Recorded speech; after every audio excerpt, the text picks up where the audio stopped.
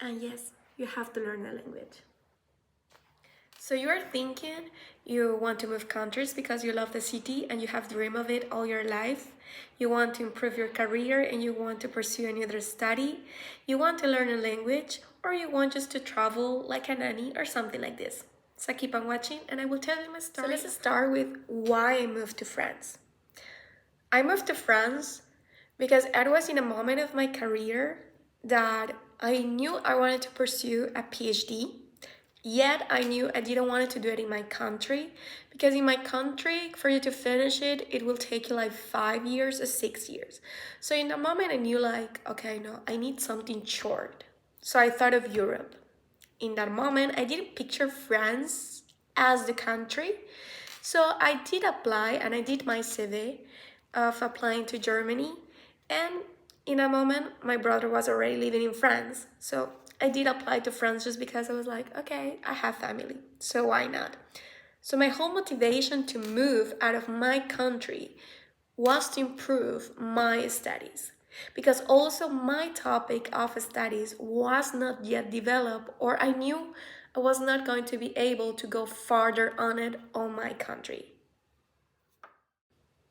There are like general ways that you can get moved to another country. As I just mentioned one, in my case, it was by studies. My brother also moved by studies, but his case is totally different. He didn't come to do a PhD or a master. He came to France by exchange of my university with another university here in France. So he had a double title or something and he stayed. So my case was studies. Another way is by marriage, also by working, that you are being hired by a company. And the other one is that, and I do know a lot of people, is that you go as a nanny or you're just like find summer jobs. And I do know the summer jobs are more famous, but to go to the US. But in France or Europe, it's more common to come as a nanny. Okay, so how I came. So my story is basically based on studies.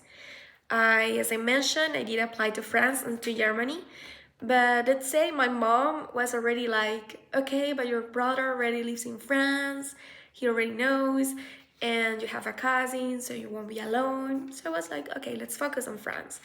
So in that moment, if you're coming for studies, find a study, and I will talk only for PhD. I did not do a master, so I know everything for PhDs, okay? So if you want to come to do your PhD, pick a PhD, pick a school, pick something that is really related to what you want. As simple as that. PhDs in France are for 3 years, and my best advice is follow the path that you want. Don't just pick a study just to move out of your country. Because trust me, if you're coming for doing a PhD, it will be difficult because I did encounter a lot of people coming also from Brazil or from Mexico, from other Latino countries, Latin America, that they struggle a lot because they just wanted to get out of the country. So if that's what you want, think it twice. That's my best advice because there are 3 years, okay? It's not like you come, you escape. So in my case, my career path was mostly on renewable energies. So in that moment, I did apply for 3 universities in France. How I apply? I apply by Campus France.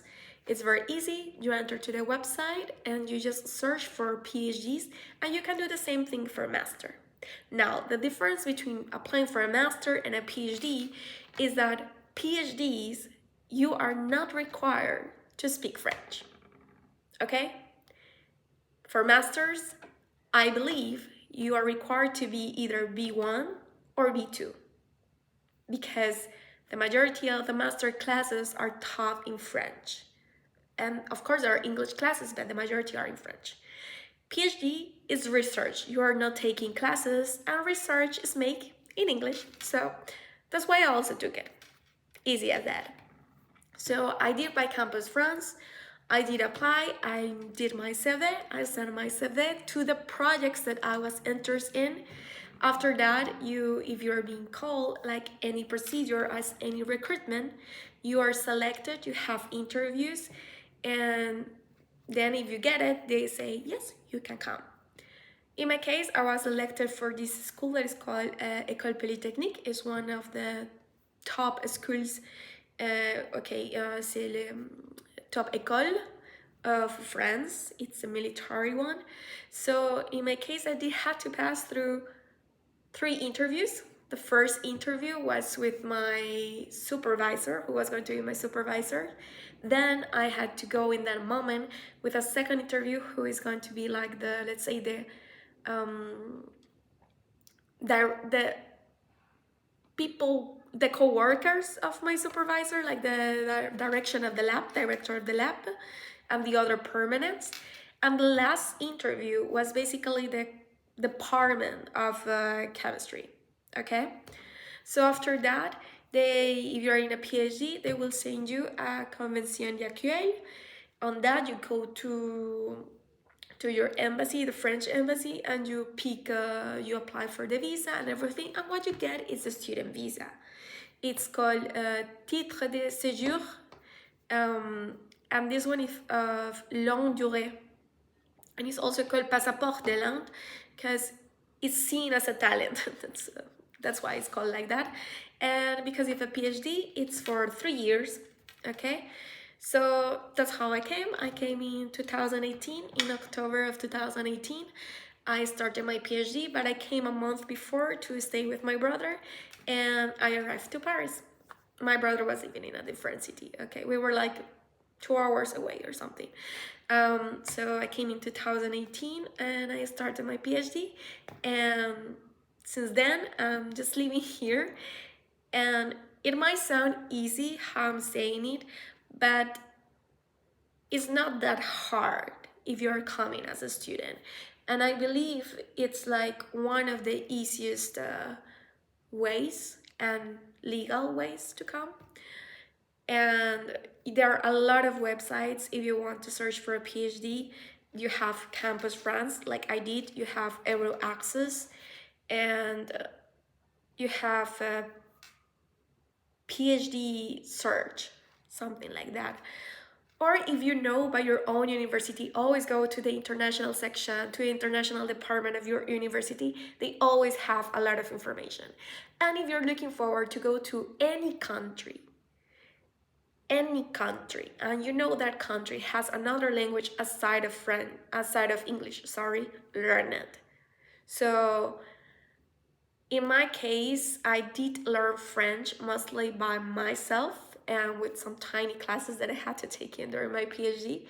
So I did learn it by myself, and till this day I can communicate, I can write, I can do everything. But till this day I do have more conversational classes on my own in an app called Preply, and I do mainly that because in my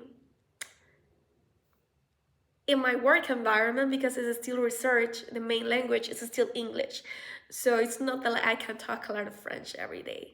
So yes, that's how you can come. Like, let's say if you want to know things of PhD in France, I have to make the comparison with Colombia because I'm Colombian. So first difference, in Colombia is 5 years or more because that depends on the budget. In France is 3 years. It can go to 4, but it's very, very hard for you to get a 4th year. Okay, if you can do it in your 3 years, and projects in France are made for you to finish in 3. Okay. In Colombia, it's you are considered still as a student when you're doing a PhD. In France, you're considered as a researcher, okay? You're considered as your first kind of job. Why? Because at least in Colombia, if you're being paid in Colombia by a PhD, good. That's another thing. So in Colombia, because you're still considered a student, you don't pay taxes. In France, you pay taxes because you are being paid and you're considered someone that has a salary. So you are a salarié, a civil salarié. So you pay your taxes. It's not a lot, but you pay taxes, which is good after, okay? In Colombia, salaries is different. For instance, I can talk for my university. You're doing a PhD, you either have like a scholarship from university, or your supervisor has like a budget from a big project and your salary comes from it, okay? In France, all PhDs have to be paid, okay? Just know that. They have to be paid. You are not allowed in France to do a PhD if you are not being paid. Simple as that. So for instance, if I told you my salary, it was very good. It allowed me to have an apartment. Okay, we're talking about France. My apartment was 20 square meters, but it was very good distributed. It was very nice. And it allowed me to travel. It allowed me to have a good transportation. It allowed me to have very good food. It allowed me to have a lot of things. So salary base, it's like, if you want to know, it was like around 1,800 brut. So net, it was around 1,600, 700 euros more or less. So that's something also why I also chose Europe when I came to do my PhD and not Colombia. Another thing is that in both cases, in both Colombia and in France, you are allowed to teach. They give you the chances of that, and with that you also earn more money, at least in France.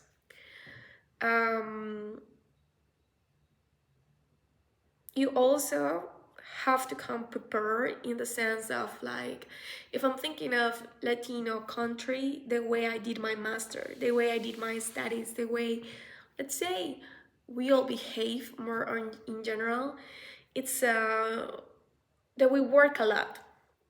It's a culture we work a lot, so be prepared to come if you're coming from a Latino country, and be prepared to think that you're not going to work that much. You're going to work, it's just that keep in mind your French